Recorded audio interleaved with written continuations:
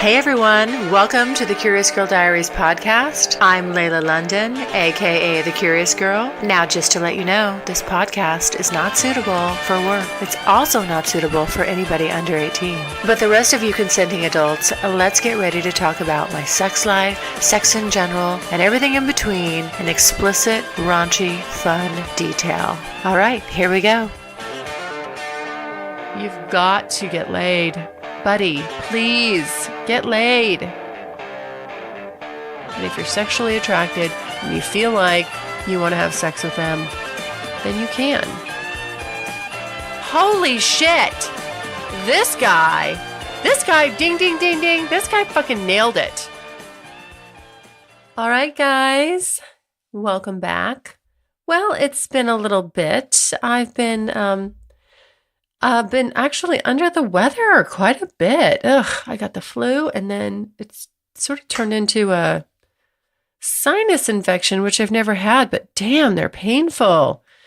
Anyway, so let's get on to today's Q&A. We're going to do some Q&A. I've got backlogged on stuff. I thought I was going to do a Q&A a long time ago. Didn't do it, so I'm not even, there's great questions I'm probably not going to get to because they just got buried in newer questions. And I'm just behind the 8 ball on this stuff a little bit. So anyway, let's jump right in. I want to lead off with this one because this is from someone a guy named Christian. And he sent me quite this long, lengthy message, but kind of the thing that I'm not going to go through all the questions and all the things he's asking, but the crux of it is, he says, hello, first I'd like to introduce myself as Christian. Obviously, he's got a pseudo name like me, Layla. I am 40 years old. However, I have not received even the slightest touch of a female in over a decade. A sad state of affairs the last 10 years have been. There's nothing wrong with me. Besides, he says he's 6 foot, 218. I think the problem lies with myself. My self-esteem is in the shitter because I have a past.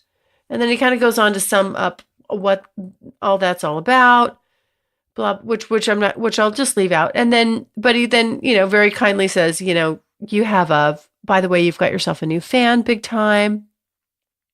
I'll get to listen. I hope I get to listen to you with my own little perverted girl, sometime in the future.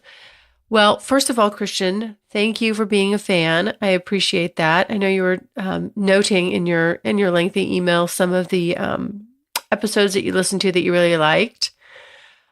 I would say to you, go back to the beginning and listen to where I started and why I did this. I mean, I came off a 3-year hiatus. So 3.5, actually. No physical contact at all.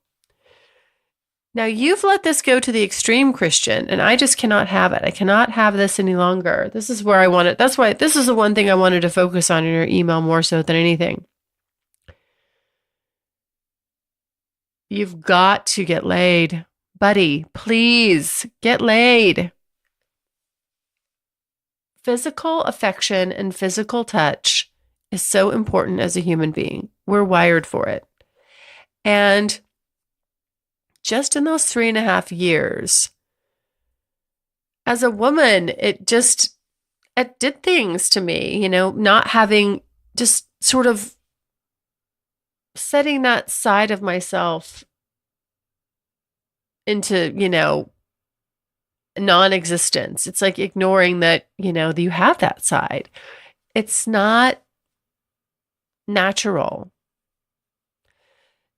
And we're not, functionally, we're really not supposed to be doing that to ourselves. So this is self-imposed on your end, just like I did to myself. It was self-imposed.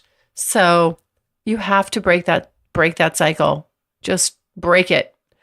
Doesn't matter. Doesn't matter who. Seriously, find somebody nice that you enjoy. They don't have to be a 10. Just, put yourself out there. Because what you're going to realize is that these this is a side of yourself that you've almost forgotten. And when I did it, once I kind of broke that broke that cycle, I just couldn't believe that I'd done that. And so,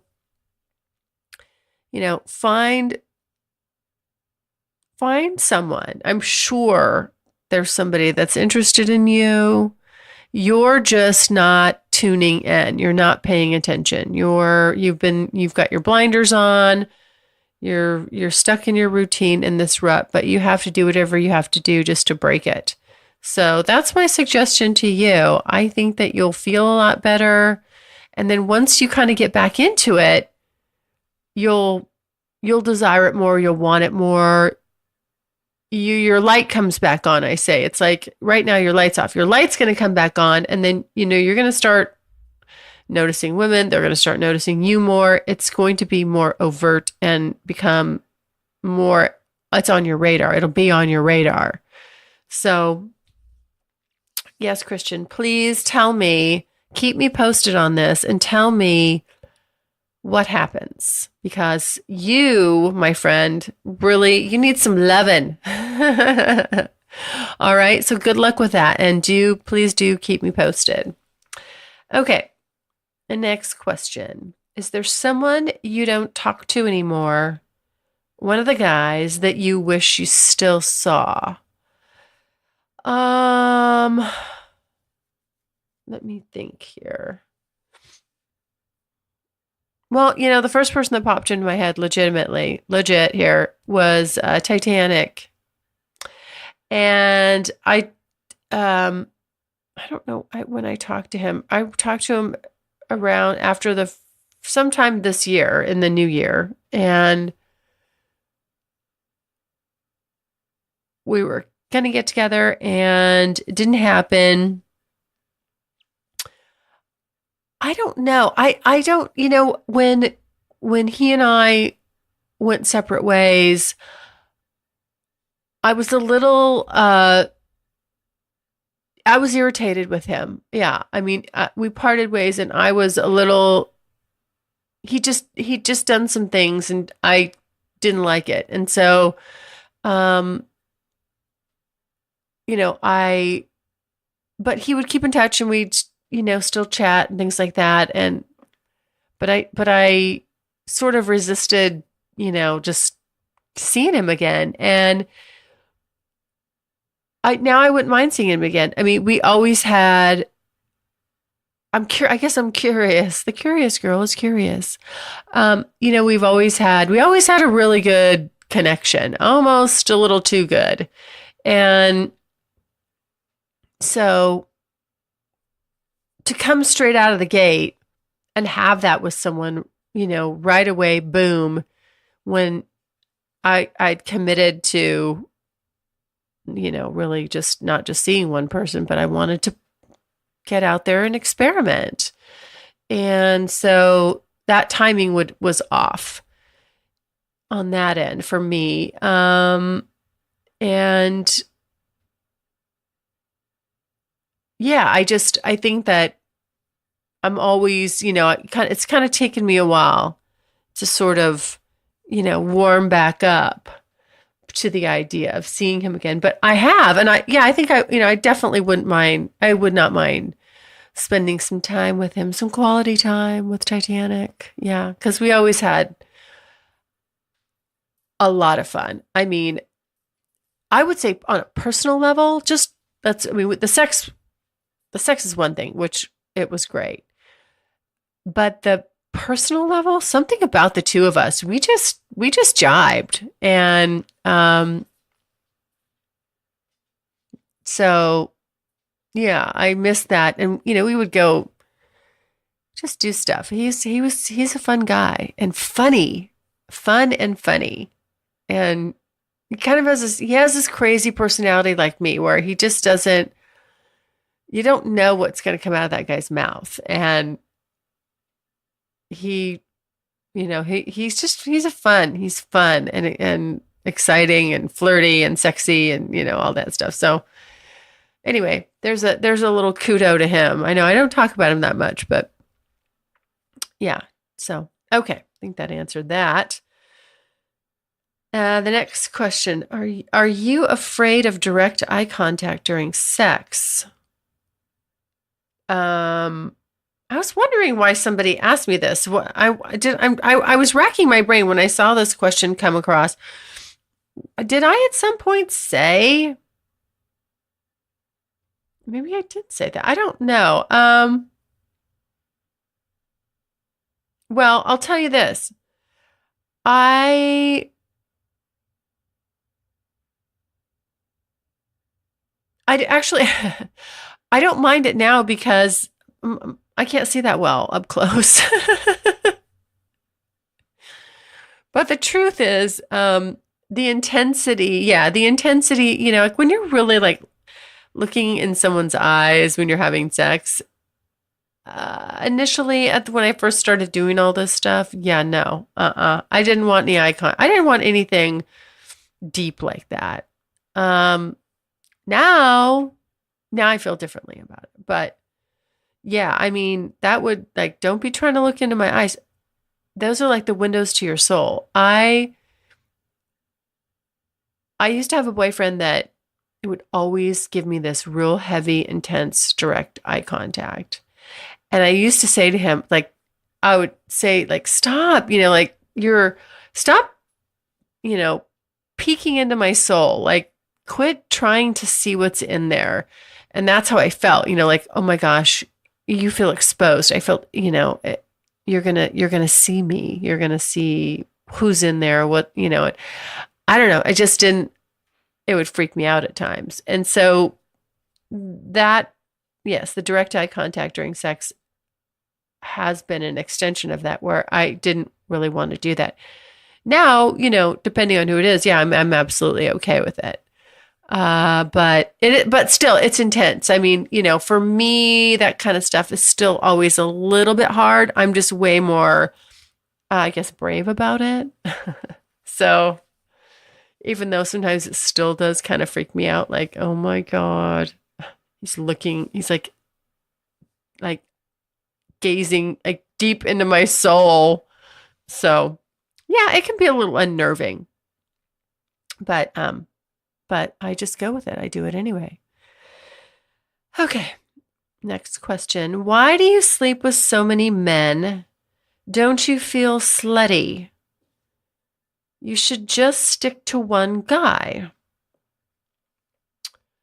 Well, I don't think I sleep with, quote unquote, so many men during this, 3-year process. I have done some experimenting and slept with different men. I don't feel slutty. No, I don't feel slutty at all, actually. Not one bit. I think it's natural to be curious. It's natural to want to try things. There's a lot of attractive men out there. And I gave myself permission to have some fun with sex and not have it be so heavy and not have it be so, it's the end all, now we're having sex, we're coupling off, we're going to hang our hats and hopes and our life dreams and aspirations on each other. And when that doesn't work out, you're going to be the root cause of everything that's wrong in my life. I just decided that it's okay to appreciate someone just for exactly who they are, not that they have to bring anything, add anything, subtract anything from your life. And if you're sexually attracted and you feel like you want to have sex with them, then you can. So, I don't think that's slutty in the slightest. And I'm not opposed now, was saying that I should just stick with one guy. I've never been opposed to having just one guy. And predominantly for the bulk of my, life where I have been sexually active, it has been one guy for the most part. When I was younger, I did some dating and, all that. But traditionally I've been boyfriend, girlfriend kind of girl. I'm in a relationship or I'm not in a relationship, whatever. But I think it's important to stay, to stay open to new things, try new things. And this is what's really going to help you know what you really want, because most people get in a relationship too soon, too early. They're not mature enough. They make these, or they make decisions without just, when they commit to someone else without really knowing themselves what they want. And that usually is, is a recipe for some uncomfortable and overall disappointing things. So I'm just trying to have a good time and figure myself out the best I can sexually, and at some point I may or may not be with somebody to the exclusion of others, or I may be with somebody not to the exclusion of others. But whatever is agreeable between two people really should just be left between two people and not, assumed that everybody has to fit into that category. So there you go. Okay. What's up with you and Cowboy N? You guys seem to dance around how much you like each other. I don't think we dance around how much we like each other. I think we like each other. I don't have a problem saying that. I like Cowboy N. Actually, I've said that. Well, of course I like him. I've said that on a podcast before. I've said we're kind of joking. It is kind of done in a little bit of humor, where I've said, I like you, Cowboy N. And we said that on our Wyoming podcast. So I'm on record with it. I don't have a problem with it. I'm not dancing around it. I can't speak for him. I don't know. I don't think he dances around it either. I just think that we're, I haven't point blank said, okay, tell me on a podcast if you like me or not. I know he likes me. So, and I don't think we're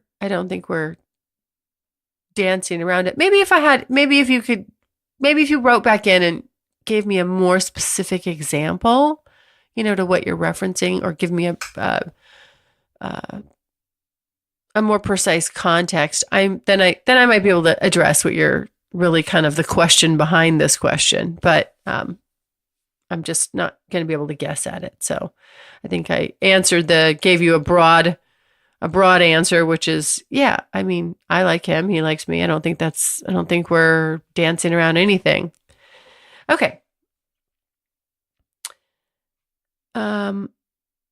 Why has there been no more talk of Mr. Big? Does he know about the guys? And does he know about the podcast? Well, there hasn't been any more talk about Mr. Big because I choose not to speak about him for the most part. I think I said a while back on a different podcast that I just may not, talk about him anymore. And I don't mind talking about him. That's not it. It's just that, it's weird. That he's kind of separate from all this in a way. He does know about the guys. He does not know about the podcast. And I mentioned that before. And I don't know why. I definitely probably change my mind about that every other day. Like, do I tell him? Do I not tell him? I don't think he'd care. I really don't. I just think that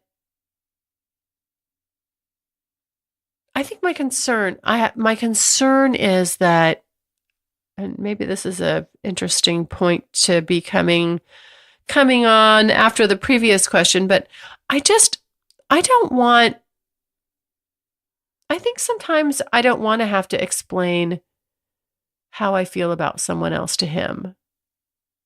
How I feel, how I don't feel. When two people are going to be in an open relationship, there's usually some type of, even if it's loose parameters, that there's loose parameters. There's usually some kind of box that it goes in. And with he and I think with he and I, it's just, for me, it's more on me. It would be weird for me to have him know or be able to listen to my interactions with another guy. I just worry about that effect. And it's kind of like looking for trouble where, don't go looking for trouble like that. That's just, something I don't want him to have doubts and about the way I feel about him. And I can easily see why listening to these podcasts and stuff like that could bring about some doubts. And since there aren't any in my mind, I guess it's like, you don't want to go, like I said, looking for problems that don't exist. And I'm sure at some point I will tell him either that or I'll just stop doing this shit just flat out so that I don't have to. And, I don't know. I mean, that's kind of a good question because it's really, really up in the air for me. Like, do I tell him? Do I not tell him? But at the same time, it's like this is a personal, private diary, if you will. And would you just hand somebody your diary and say, "Here, read away," or am I allowed to have my private thoughts?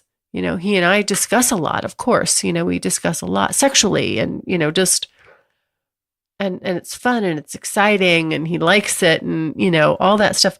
But do I don't know. I mean, how far do you go with it? Like here, like I said, like here's my diary. Go ahead, read away. A lot of the stuff he already knows. It's just the documenting of, other relationships and dynamics and things like that. I don't know. I just don't know if that's relevant or not relevant. So for him, and I don't know. I'll figure it out. That's still it's a biggie. I keep thinking like one of these days I'm going to get hit with a lightning bolt and I'm going to know, okay, boom, this is the right thing to do about that. But I don't know. I just genuinely do not know. So that is a good question. Thank you for bringing that up. Thank you for exploiting my confusion on that. Making me sound like a real douchebag. No, I'm just kidding. Okay. Let's see. How many dick pics do you get a month? Oh, well, I have no idea. But they just keep coming. I got really pissed the other day and just let somebody have it. Sometimes I just, it just depends on my mood. This guy just caught me in a bad mood. And I just, kind of went off and then I blocked him. I don't know. It doesn't make sense to me. And like, I get a lot of them on Tumblr. That's predominantly, I don't get a lot of them emailed to me. It's weird. I don't know why people on Tumblr feel there's just more dick pickers congregating there. I mean, of course, I get a lot of, in addition to dick pics, I get a lot of weird, just weird comments or whatever. There's just something going on where, guys are really proud of their penises, I guess. I don't know. Like, hey, look what I got. Look at this. I don't care. I do not care. I don't know how much more I can say that it does nothing. I mean, zero for me to see a dick pic from a guy that I don't know, that I'm not interested in. I mean, you could be, it doesn't do it for me. I'd rather have women send me naked pictures of themselves than, quite frankly, at least I could be like, oh, well, she's pretty, like, oh, wow, nice body. I could appreciate it from an aesthetic, beautiful point of view, right? But these dick pics just do zero for me. And I think the biggest irritant for me on that is that I've put on my header, like, no dick pics, please, and that's the worst part that's what pisses me off more than anything. You didn't fucking read, you lazy moron. Like, you can't read 3 fucking sentences, blah, blah, blah. No dick pics, please. Come on. Really? Really? And that's even, see, that just takes it down a whole notch or two. If I was going to send somebody a naked pic, just surprise them with it. They don't know me from Adam. First of all, I don't know what on earth would ever compel me to do that. Okay, but that's number one. But number two, if I'd been dropped on my head and had suddenly become a complete idiot, just decided that that's what I was going to do, I would read their header. It says something about them, just so I know who the fuck I'm talking to. Just a small little tidbit on who the fuck am I talking to. What is this person about? Guys are so goddamn lazy in that respect. Like, they won't even read the fucking header. So that's, when you get right down to it, that's what I'm pissed about. More so than anything. Not that, I mean, I think you're stupid for sending your dick to some random stranger because, again, like, I don't care. And you wouldn't pull your pants down or show a dick pic to a stranger on the street as you're walking by, even if you thought she was attractive. You wouldn't go, hey, let me show you something on my phone. What do you think of this picture? It's not socially acceptable to do in that form. It's not socially acceptable to just send it, randomly either. But not reading. Ugh. That just says you're a lazy fuck. And I cannot respect lazy fucks at all. It's a big turnoff. Big, big, big turnoff. All right, I know. I really got on my soapbox about that one. Yeah,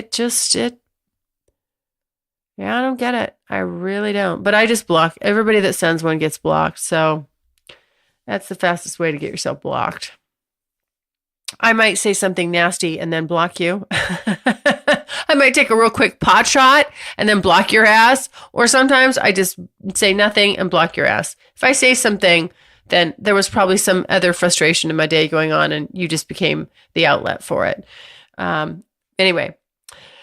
Okay. So the next, it's more like a question comment thing I want to read. This is really interesting. I got a comment about the podcast I did with Cowboy N when we were in the Virgin Islands. And this guy said that, he found it really interesting and that,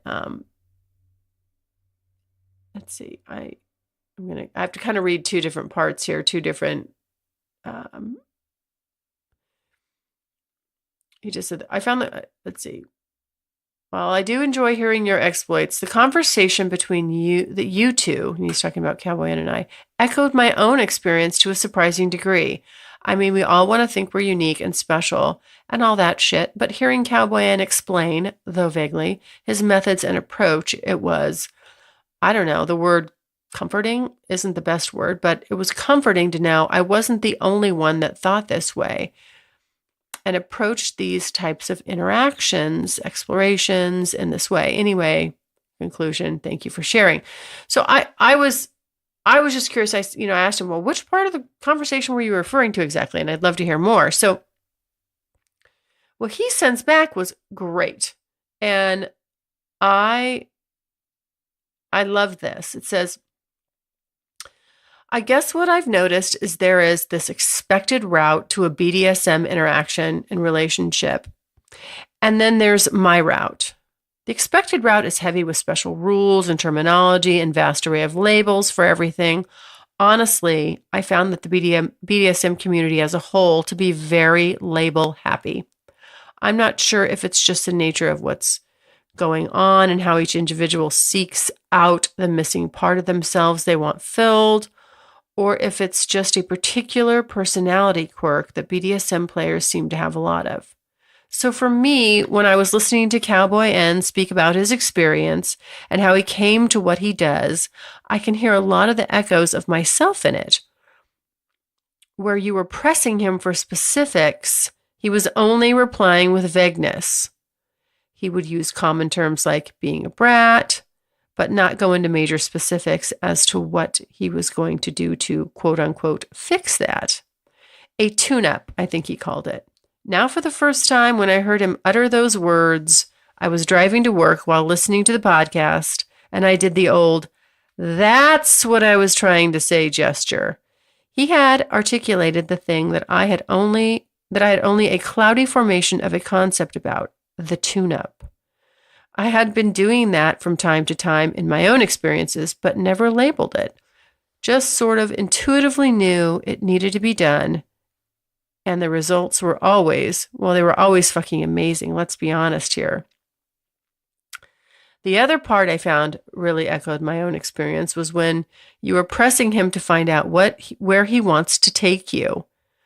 As in how far he wanted to push you, or what is the extent of how far this whole thing could go, or what he wanted to see you do next. I, once again, felt an echo of my own experience in that somewhat heated discussion. When he wasn't giving you an answer and you kept pressing, I was thinking to myself, it's because he can't really answer the question. You are the one that needs to answer it yourself, kind of. Okay. Incoming shitty metaphor. Have you ever heard someone that sculpts talk about how the medium told them what it wanted to be? You see someone carving a hunk of stone or an old log, and little by little, you start to see a statue revealed. The sculptor will tell you that they didn't know what they were going to carve until that wood, that stone, that marble, that whatever told them what it wanted to be. It was revealed to them through the process. So when you or any other sub asks a dom like me or Cowboy N who work intuitively, where is all of this going? What's the final destination? We can't answer it. We can't tell you because we're still in the process of stripping away the outer layers to reveal the beautiful statue hidden below. Okay. I know. I'm sorry. I did a lot of reading there, but holy shit. This guy, ding, ding, ding, ding. This guy fucking nailed it. Let me go through really fast and touch on a few things. Okay. Yes, I do find the BDSM community to be very label heavy. Why? I do not know. And for a community that should be really open-minded, sometimes they're really judgy. That's another thing I've noticed. But hey, whatever. Just something I've observed. I mean, not all the time, but yeah, sometimes I concur. I concur with you. This guy's name, his username is Julian Lisette. Julian, I concur. Okay. And then the tune-up. Yes, the tune-up is very effective. Very, very effective. And I'll tell you what, from my position, my point of view, I would balk at it, and I still balk at it. If we haven't seen, it's so weird. When we haven't seen each other for a while, boy, I get lippy. And I get back in my old, it's like, yeah, I just get back in my old, maybe I don't want to say bad habits, but it's a really amazing how effective that is when the tune-up comes your way. Boy, it does tune your ass up. I'm not going to lie. It really kind of whips me back into shape quickly. And that's nice because then he doesn't have to spend, a bunch of days and a bunch of time not enjoying me to the fullest extent because I'm being, like as I've been called, a little bratty, whatever you want, however you want to term it. It works. That shit works. And then lastly, the last part of this, oh my God, that was just amazing what you said. I think you're right. You're dead on. You are dead on. And I was, to me, I get frustrated because I'm just like, well, why won't you answer this question? Because I always do. I don't know if you've listened to all our podcasts together. I try to weave it into every fucking time we have a podcast because not only do I want to hear it, I want it recorded. I want to know what the fuck he said. And then I want to go back and listen to it again, right? About what he's planning, where he's going to take this, how he sees it going, blah, blah, blah, blah. All those things that all those questions I try to pepper him with. And, I think he usually says like, hey, I don't have a playbook, but I like the way you said this too. I mean, yeah, an artist doesn't let the muse usually say, hey, this is how I want you to draw me, or could you sculpt me this way? Or now draw my good side. This is how I want you to see me. You don't get that opportunity. It's really about, what the artist, I'm going to use it, I'm going to stay with this guy's terminology in within the context of how he answered this or what he spoke about. The artist is really the one steering the ship. So I appreciate what you've said, Julian. And that really, I want you to know that was a light bulb moment there. Ding, ding, ding. It went off. Thank you. And I'm sure Cowboy N will be relieved. I'll give him a little reprieve, although I might try to dig around and see if I can, knowing me, if I can't go through the front door, I'll try to go through the window. So I can't hit him directly with the same exact questions, but I may try to reformulate it a little bit. I'm sorry, that's just my nature. So, but I do understand what you've said and it makes sense. And thank you so much. I mean, really, sometimes people say the most profound things to me, or they see something that I don't. And that's really the big part of what I enjoy about this podcast is the feedback. I already know what I'm thinking and what I'm feeling. But when somebody else, it resonates with them, and as well, then they, bring me some additional little nuggets of wisdom, or they make me look at something and think about it in a way that I hadn't ever before. It's brilliant. It's brilliance in motion. Same thing with, I don't know if you heard that podcast I did with Sir Ink. He said something to me too, where I just went, like, holy shit, wow. It really, I love that. So thank you so much for sending that in and listening. And yes, I love you. Wonderful. Okay. I think I lost my place here where am I? I just got so into that. Oh. Let's see. Oh, Larry. These are from Larry. Okay. Oh, wait. No, not Larry. Larry's question. Well, I'll do Larry's question. Okay. He says, did you ever get to try BE's sex machine? No, Larry, I have not. Um, so, without revealing anything, BE has some stuff going on right now within his family, and really needs 100% of his attention. So we haven't been able to get together, but we do talk and we do text. And now that you've brought him up, I'm going to check on him. I need to check on him, see how he's doing. I think we will use that sex machine if I have anything to say about it. Let me tell you that I cannot let that slip. No. I can get my DP that way. I mean, I still want like the real DP, live with two people. But man, I mean, I can get that. Yeah, I can get that experience, and then I can suck his dick while I'm getting the DP from the sex machine, or just suck his dick while I'm getting the DP from the sex machine. Yeah, either way, I like it. I'm going to use it. I cannot not pass that up. When am I ever going to meet another guy with a sex machine? I don't know. Probably never. I got to take advantage of that. Okay. So then your next question, Larry, is, and I'm sorry, this was like, gosh, it's back on March 10th. I listened to your week with Cowboy N. I have to say, I'm becoming a fan. I know you are warming up to Cowboy N, aren't you, Larry? Yes. It does sound like you needed that tune-up too.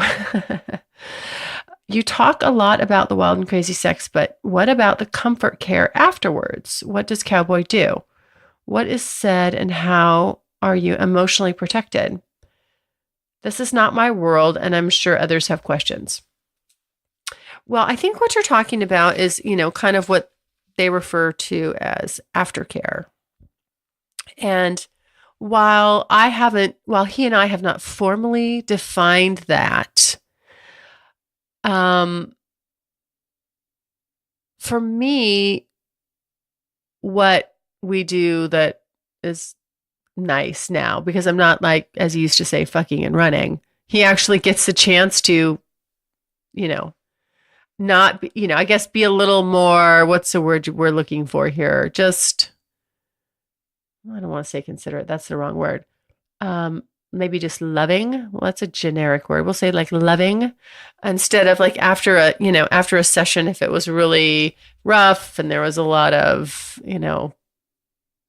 going on, like the tune-up session, that wasn't very loving. It was damn hot though. There's obviously different ways to be expressive with yourself in a sexual scenario. And, but after the fact, there's a lot of, and we talked about it. I think we did talk about it. There's cuddling. There's a lot of, it's the cuddling. And to me, that's what I really like. I mean, I don't need, like, it would be awkward for me if anybody, after a session was like, well, now let me tell you how I feel, or, I don't know. I mean, like, we just did it. I know what we just did. You don't, and so for him, we'll like sleep almost on top of each other, always touching, and staying kind of connected, even in our sleep. And that's, for me, I like that. I like that a lot. And there's some hair petting and things like that, which I like. I love the hair petting. But yeah, so it's more just kind of staying in that connected mode. I've never, like, so as an example, I've never felt, and I know that this can happen, women can say that they feel, they're not getting any aftercare, or they feel the letdown, I guess, kind of the letdown. You do, because, there's a lot going on, right? And then if it's just like, some guy's like, okay, here's your hat, what's your hurry? after you do all that, well, that could be offensive, to a girl. Or I guess I shouldn't preface it with that. I guess anybody, it could be offensive to anybody after you've done some heavy stuff. But I've never felt like that. Not once. Never felt like, there's never been a time where I thought, well, that was kind of awkward. Okay, well, we did all that, and now he's not, whatever, fill in the blanks, X, Y, and Z. So, yeah, and I know I've been told some people have specific things that they like done after the fact. I don't have like a list, like, okay, I would like, I don't have like an elaborate list. It's more just keeping the connection going, until we fall asleep. And then even, I've mentioned before, even when we sleep, it's weird. Like, I think I'm always kind of aware of where he is on the bed, and something's always touching him, even if it's a toe. I'm always in some kind of physical contact with him, or vice versa. And for me, that's really nice, because a lot of times it's just like, it's hard for me to be that relaxed with someone. And a lot of times I can't sleep very well when I sleep in bed with someone else, with someone. And I don't know whether he just exhausts me and I sleep really well, but I sleep really well when I'm with him. It's uncanny. I sleep really, really well when I'm with him. So, yeah, it's nice. So I hope that answered your question, Larry. I don't have a real big rule book or list for that, but I think just in broad strokes, people just want to still feel a little bit connected after, some heavy duty sex. Because like I said, it's not super, we have all different kinds of sex, but when it's really in, where he's really in control, and that's the name of the game. Yeah, it's nice afterwards just to still stay, to kind of dial it, just be connected, just on a nice, calm, soothing kind of level. I hope that answered that. Okay. Oh, here we go. You've been called a brat a few times. Do you think you are? Well, you know what? I didn't think I was. It's funny. I didn't think I was, but I've been called out a couple times. And then listeners will comment on it too. And they see a bratty side. It's mostly dominant guys that will pick up on that and see that and frame it as that. I never thought of it that way before. And the first time I heard that, I was like, oh, what? Come on. What are you talking about? And now that I listen to it, or listen to myself and think about it, I can see that, yes, I think I was maybe just calling it headstrong, or, I had a different term for it, probably something a little more politically correct. But I do agree. I see that, and I see why that comes across that way, and why that term is appropriate from dominant guys that'll pick up on it and say it that way. Because that's how they're receiving it. That's how they're taking it. And they're right. So yeah, I do have that side. I kind of call it uppity, whatever. It's my term for it. Uppity. Just being a little uppity. But like I said, boy, those tune-ups, that just amazing how that works, how that just changes that tune. It's like when you're a kid and you're naughty and you get punished. I mean, it's like, boy, that straightens you up. Someone kind of knows what your price of poker is. They know, like, that's if they know like what's the form of punishment you respond best to. Well, apparently, yeah, he knows. So it's very effective, and I don't think I've ever had to have, more than one tune-up in per visitation. However, I wouldn't put it past me to need more than one, but so far, it's just very effective. Yeah. And yes, I guess I do. To go back and just answer that question, I do think that I have a bratty side. Okay. You said that you don't want DVP. Why not? Okay, so for anybody who doesn't know what that is, the DVP is double vagina penetration. And, well, I think I said why I don't want that either. I mean, hey, I'm sure it could be very pleasurable. Like I said, maybe if you got two little dicks. I don't. If I had two big dicks stuffed into my vagina, I don't know.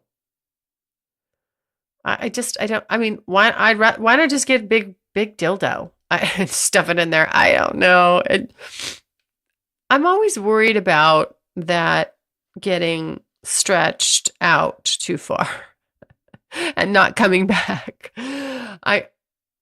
I know that's a fallacy. Obviously, women have babies, that it comes back. But I don't know. It's like, I don't know. That's just a little area I like to keep nice and pristine and not stretch it out too much.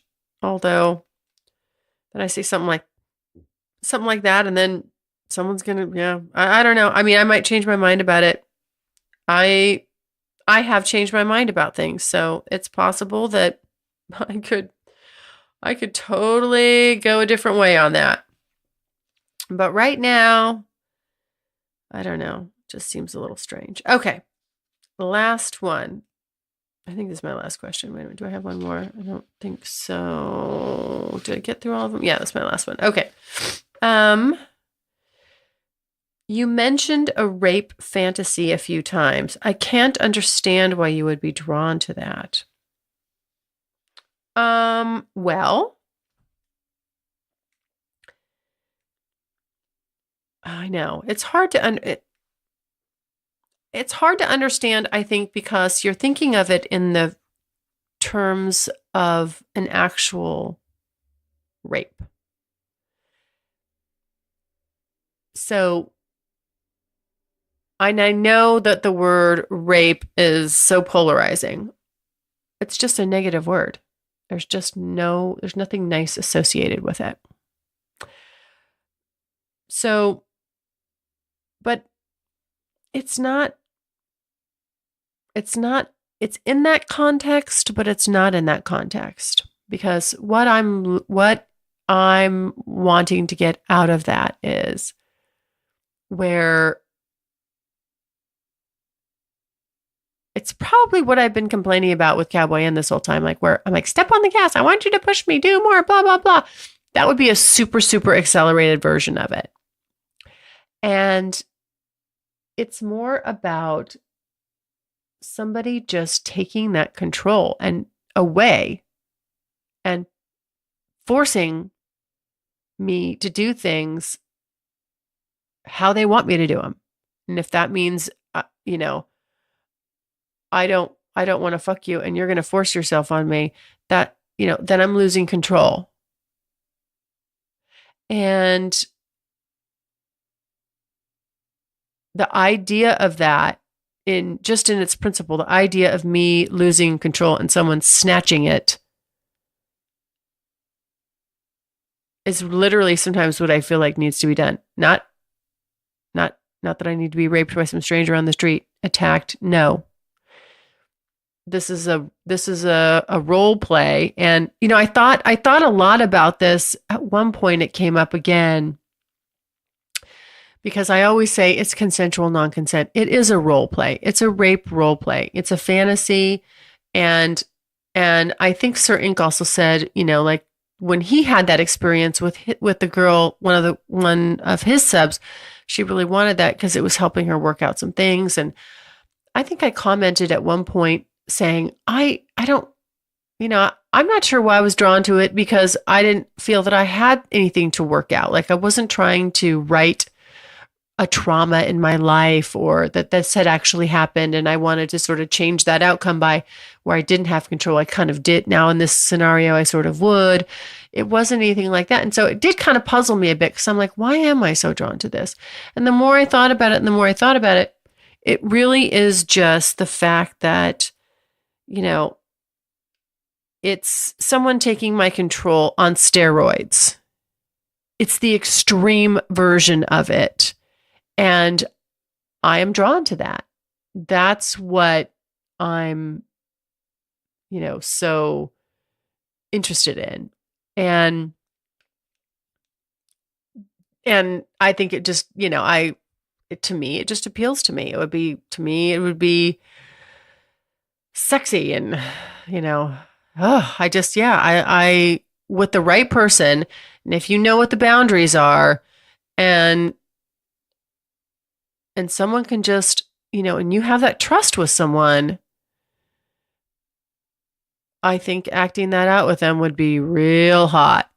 But also, like I said, just that I get to experience in a way that I knew I'd signed up for. I'd get to experience someone snatching that control from me in really the most harsh way you can imagine, right? Because someone doing that sexually is, to a woman, that's a big deal. And yeah, again, within that context of, it being a role, a consensual non-consent role play, I would love to do it. But in that scenario, honestly, that kind of scenario is kind of evolved. I'd want it to be more of like where somebody was just really breaking me down because I'd be resistant to it. So like my fantasy would be like, I'm in the middle of nowhere with this guy in a cabin and I can't go anywhere. I cannot get away.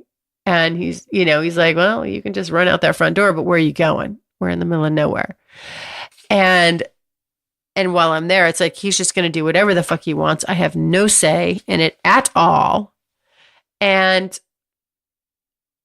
by the end of it, I end up liking it and liking him. Whereas in the beginning, I'm just like, fuck you. You're not fucking touching me. Let me out of here. And this would be, like if I could do that for like 72 hours, I would love it. I know that sounds strange, but yeah, it's a fantasy of mine. It's like, I want to be able to act that out. Like I really fucking hate this guy. He's abducted me and now he's forcing me to have sex with him.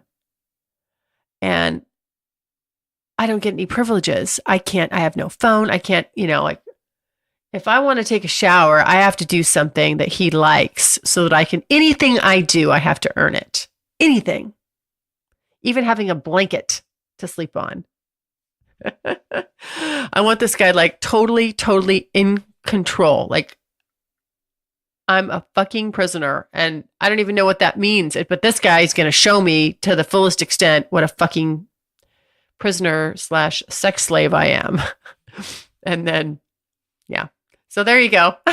There's I know it's hard for people to understand. And it's just something I think would be exciting and hot. And I don't know that that'll ever come to fruition. Maybe it will, maybe it won't.